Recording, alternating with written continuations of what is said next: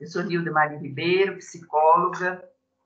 Esse é mais um vídeo para o meu canal, onde eu trato de humanização, as formas humanizadoras e o ser humano, as dinâmicas humanas. Nesse sentido, conversando com a Djenane, a gente falava sobre a educação remota e levantamos várias questões a respeito, e aí eu convidei para que a gente fizesse um vídeo para o canal, colaborando com essa discussão da educação remota na pandemia. E a gente vai fazer um recorte, né, para não ter que discutir as questões físicas, materiais dos brasileiros, brasileiras que não têm condições ainda de ter essa educação remota pela internet, mas tratando da interação dos professores, pais, alunos, toda a escola, tratando dos prós e contras, né, as vantagens, algumas desvantagens da educação remota em geral, e, na medida do possível, a gente colocar algumas sugestões diante das dificuldades que a gente tem ouvido, já tem vivido mesmo, né, que ela é educadora, e o que a gente tem sabido por aí do que está acontecendo nessa educação remota. Então, eu vou pedir a Djenane para se apresentar e a gente segue.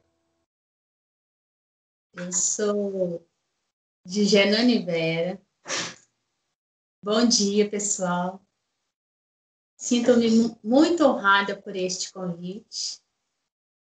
Eu fiz uma formação com a Nilda, uma formação pessoal, por uns 8 anos, e que foi muito importante para a minha vida na área profissional, política e como cidadã.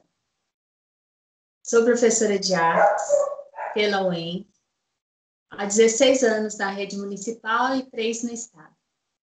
Ceramista, e agora estou pré-candidata à co-vereança plural no Partido da Unidade Popular pelo Socialismo, o PBH.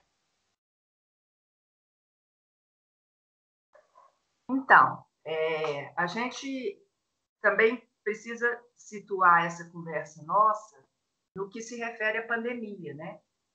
A pandemia em si, ela já traz muitas tensões, preocupações, já traz adaptações contínuas, né? A cada vez que a gente vai se entendendo com ela um pouco mais, a gente precisa readaptar.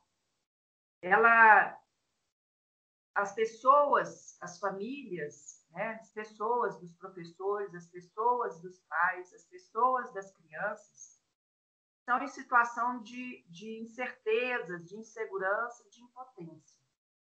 Ninguém tinha um plano B. Tipo, se acontecer uma pandemia, já estamos estudando o que é melhor fazer. Ninguém tinha esse plano B. Então, na verdade, pegou a todos despreparados, né? Isso é um ponto a considerar, porque se alguém se coloca como quem já sabe, quem tem a resposta, o jeito certo de conduzir, né, pode já considerar um equívoco, porque não sei, não conhecia, tenho que fazer coisas que eu não sabia fazer, que eu não conhecia, tem um processo de aprendizado e de aprendizagem que vai por caminhos que eu não sei como que vai funcionar, né? Os pais, por sua vez, assumem um compromisso com a escola, junto com outros compromissos, uma sobrecarga, né? Então, o ser humano, assim, se a gente desconsidera as condições que estamos, a gente não vai conduzir bem as atividades nem as relações, né? Então, fazendo essa consideração, eu acho importante a gente falar da interação. Como está essa interação? Como que está acontecendo isso, Djenane? Nas redes educacionais, nas escolas? Então, várias formas, né, têm sido usadas para tentar suprir essa necessidade de aprendizagem da criança. Cada rede de ensino se organizou de uma maneira. Então, algumas escolas optaram por aulas por vídeo, ao vivo. A vantagem é a interação, né? E a desvantagem é porque tem um horário fixo e os pais têm que se organizar. Outras optaram por exercícios em apostilas, que tem a desvantagem que é a falta de contato com o professor. Porém, os exercícios chegam naqueles que não têm internet, isso é uma vantagem muito importante. E outras optaram com vídeos com aula gravada. A vantagem é que os pais podem organizar o horário com mais flexibilidade e o professor acompanha o aprendizado da criança. E cada um desses métodos usados tem suas vantagens, tem seus aspectos positivos e negativos. Na nossa realidade, a forma como o governo vem resolvendo as aulas remotas é através de exercícios pelo WhatsApp. Então, o professor planeja as atividades em casa e envia para a pedagoga. A pedagoga envia para os pais, os alunos recebem. E aqueles que não têm internet, eles recebem apostilas. E isso tem sido um desafio muito grande para a gente. E nós tivemos que ressignificar tudo, né? Isso tudo muito rapidamente. E, de repente, os estudantes estavam recebendo as atividades e fazendo os exercícios em casa com os pais. Isso gerou uma nova forma de se relacionar, tanto para os estudantes, para os pais, quanto para os professores.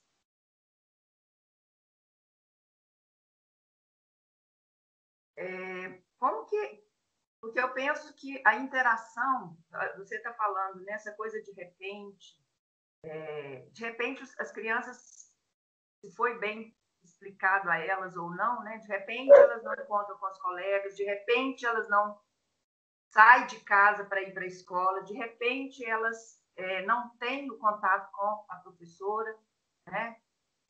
De repente a mãe ou o pai tem que mudar de função de mãe, pai para educador, e é complicado na cabeça da criança, isso tem, né? Não é? Se ela tenta ser professora ali, isso pode gerar outros problemas na relação filial ali, né? Então, você está falando desses desafios e como que você vê essa interação, né? Porque como está sendo construída uma realidade, como eu disse, que ninguém sabia como seria, se pensa que sabe, eu acho que deve refletir, como que essa interação pode acontecer, né? Quando eu penso em interação, eu penso em ajustes desse processo. Porque você falou várias formas de continuar esse processo de aprendizagem e tudo é experiência. Nenhuma das redes que escolhe esse ou aquele tem garantias do resultado deles, né? E até que ponto que se apega também a resultados de conteúdo, a resultados pedagógicos, né? Se não em resultados outros que pode ter ali na condução dos pais às crianças durante a pandemia. E inclui esse aprendizado, mas não é só esse aprendizado. Porque as crianças, na verdade, a nossa preocupação agora deve ser com a vida, a relação ali dentro, né? Da casa, da criança, com seus novos pares agora, porque não tem mais os colegas, mas e não ficar tão preocupada em conteúdo, em nota, que a criança está aprendendo outras coisas. E a gente deve considerar essas outras coisas que ela está aprendendo nesse momento. A aprendizagem da rotina, de guardar a sua própria roupa. Isso já é um aprendizado, uma nova forma de aprendizado. Que não só aquele por atividades em escola. Então, eu acho que isso deve ser considerado. Você está falando aí, né, das atividades dentro da casa, e a criança perdeu possibilidades de atividades que tinha na escola. De relação com os colegas, materiais, uma série de possibilidades que ela não tem dentro de casa. Né?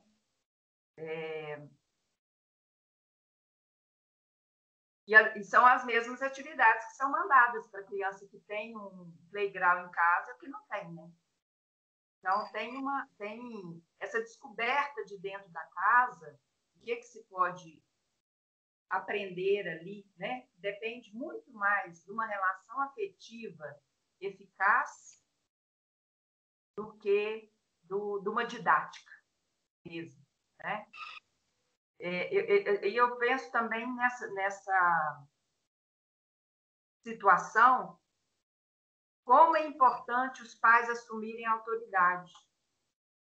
Porque se os pais não assumem a autoridade, inclusive em relação à escola, eles não têm como proteger as crianças do que em cada proposta dessa tem de excesso e de falta. E a criança não pode se proteger. Né? Ela pode queixar, mas ela não pode se proteger. E a autoridade dos pais vai fazer isso à medida que ele leva para a escola a sua realidade. O que dá, do que não dá. Aí ajustando com a escola, né? As atividades que realmente poderão ser executadas, que realmente darão essa continuação do aprendizado. E tem uma coisa a aprender na pandemia, que chama-se resiliência, que é suportar as frustrações, né? E todos nós precisamos aprender a resiliência, porque se eu aprendo, eu tenho melhores condições para considerar meu desgaste, as exigências que tem, né, em cima de mim, que eu vou corresponder na medida da minha medida. Se eu tenho resiliência, eu vou ter consideração com o meu cansaço, o estresse, as condições inapropriadas, a ignorância, que todos nós estamos de cara com a nossa ignorância, em vários sentidos, né? Se eu ignoro, se eu não conheço, como fazer, como conduzir, né? E dos erros, dos equívocos que a gente vai cometendo e tem que reparar. Então, precisamos de muita resiliência e humildade para não fazer desse tempo uma tormenta, mais do que estar numa pandemia desprotegido e desamparado, né? Mas não tornar a vida cotidiana com a criança uma tormenta e não ficar todos contra todos. Porque aí o pai reclama do professor, o professor reclama do pai, reclama da criança, que reclama da coordenadora, que reclama... Fica todos contra todos. Então, a opção que se tem é: estaremos todos contra todos ou estaremos todos humildes na ignorância, na insignificância, aprendendo juntos, que depende da capacidade de escuta. E a escuta principal é a escuta da criança, que é o ponto mais frágil dessa rede. Depois, se você quer comentar alguma coisa, se você quiser emendar com os aspectos positivos e negativos que você observa, você já emenda, tá? Inclusive, é necessário mesmo a gente se posicionar ao lado dos pais nesse momento, né, das crianças, lado a lado, Porque a gente, enquanto professor, a gente levou 4 anos para aprender teorias de aprendizagem, didática e técnicas de ensino. E mais uns 5 para aprendermos a lidar com essas teorias em sala de aula. E, de repente, os pais caíram nessa situação inusitada para eles, né? E ficaram sobrecarregados com a aprendizagem.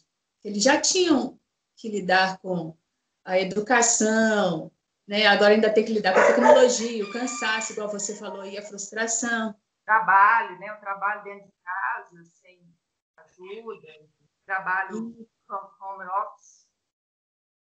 E, inclusive, eu dei uma atividade agora para os alunos, que é o trabalho com argila.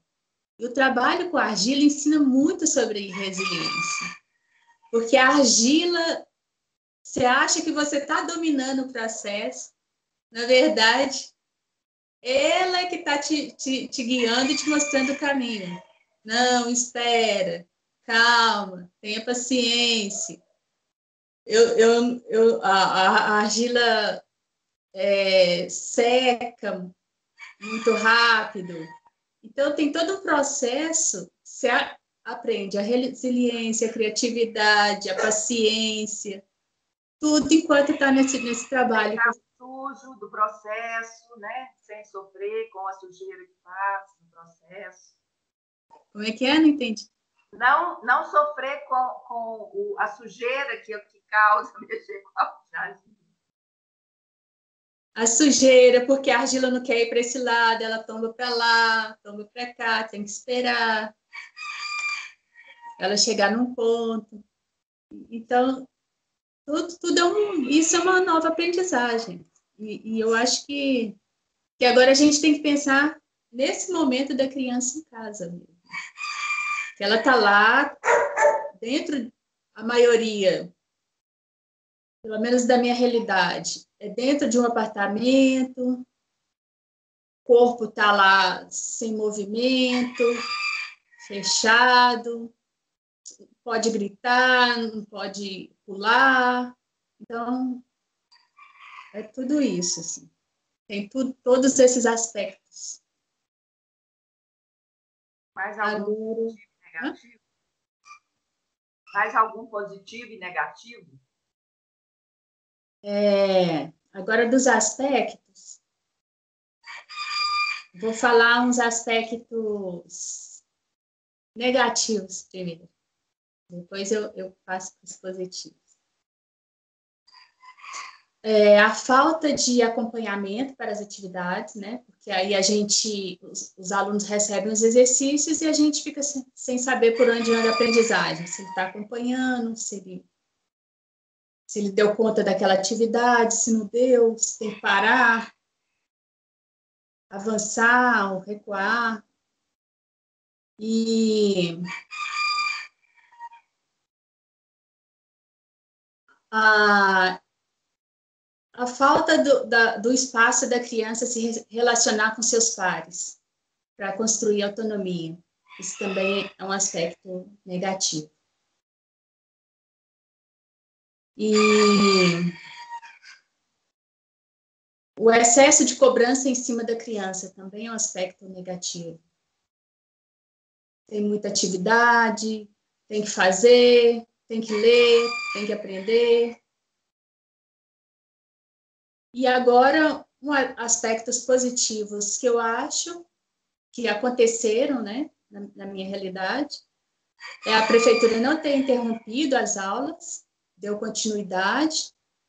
Então, as crianças não romperam com esse espaço social que elas tinham.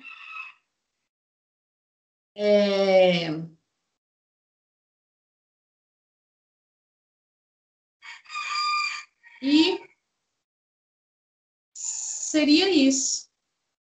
Tá, eu vou adicionar um aspecto positivo, pode ser ou não, conforme for usado, positivo, e tendo a aula, os pais têm como uma referência para organizar, ajudar a criança a organizar a rotina. Porque nesse período, né, o que a criança e as pessoas em geral puderem estar orientados no tempo e no espaço, no micro que elas estão vivendo ali, né?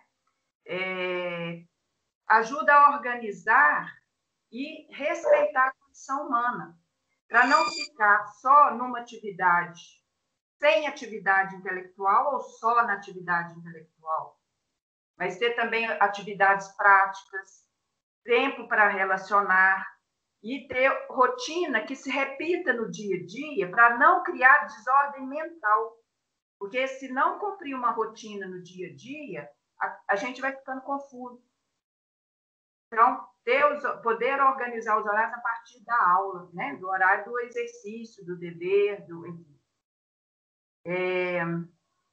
E também os negativos, como você falou, né? O despreparo das pessoas envolvidas, o próprio ambiente pandêmico, confusão, incertezas, desinformações, medos, as emoções muito afloradas, as emoções muito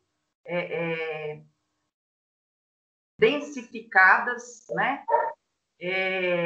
A permanência no isolamento físico, né? A permanência por si só, em qualquer circunstância, ela gera uma situação de aprofundamento.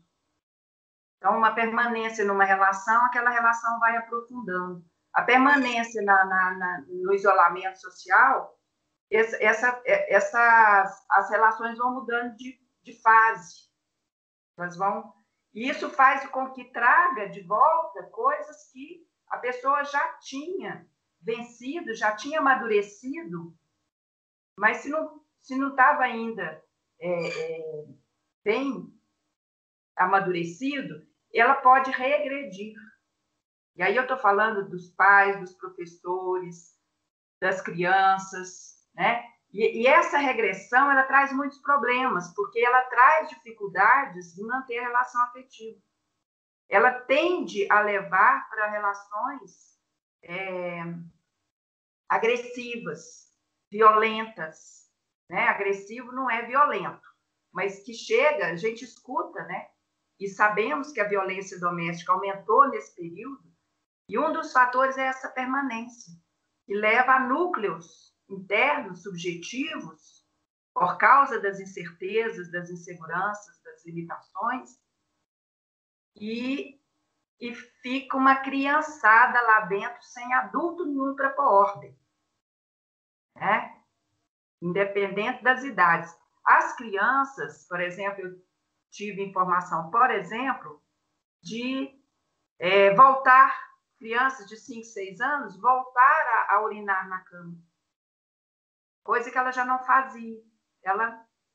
Né? Então, essa sobrecarga da situação pandêmica, as exigências que a pessoa tenta cumprir, e às vezes exigindo mais do que tem condição de oferecer, vai gerando outros problemas. E, na conclusão disso, há desgaste da relação, porque, na hora que acabar a pandemia, que ficar bem feito vai ajudar a prosseguir na vida. O que ficar mal feito vai ter que ser cuidado para retornar o favorecimento da vida, da convivência, da boa convivência, né? Nesse sentido que eu falei da autoridade dos pais, os pais têm que se questionar como que eu quero o clima emocional na relação com meus filhos, como que eu quero o clima emocional dentro da minha casa, e buscar ajuda mesmo. O ser humano é isso, se ajudando que vai podendo cuidar da vida. Você quer falar alguma coisa ou a gente pode passar para sugestões? Deixa eu só citar uma experiência que eu tive também na escola agora. Foi eu recebi uma carta, né, de uma aluna muito bem escrita, maravilhosa, bem interpretada, só que eu não conseguia reconhecer que aluna de quem era aquela voz, porque a voz estava tão infantil que eu não consegui. Era uma menina de 5º ano, 6º ano, e eu não consegui reconhecer a voz da criança, porque estava muito infantilizada mesmo. Só para exemplificar isso que você... Sim.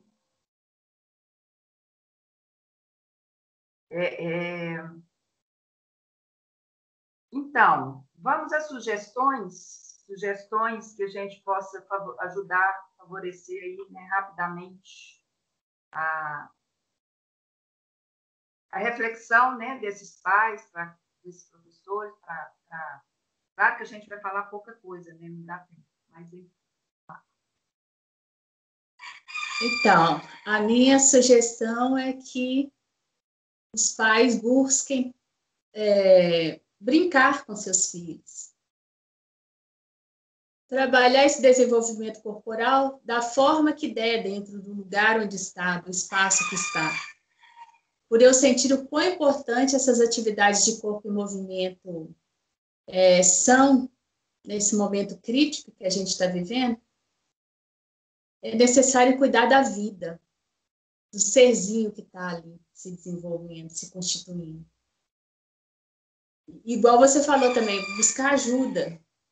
Se não consegue, se não sabe, ficar muito preso em tantas atividades, tudo que tem que copiar, se a letra está feia. Se pautar mais no relacionamento, nessa ligação com a criança. Desenvolver esses aspectos do ser, da vida. Essa é a minha sugestão. Para cuidar dessa vida, né, algo a ser observado, com muita atenção, é a dinâmica da comunicação afetiva e agressiva. Quanto eu e o outro tá usando da agressividade na relação ou da afetividade. Essa dinâmica, ela é uma referência para eu buscar o que eu preciso fazer, né, para fortalecer a relação afetiva.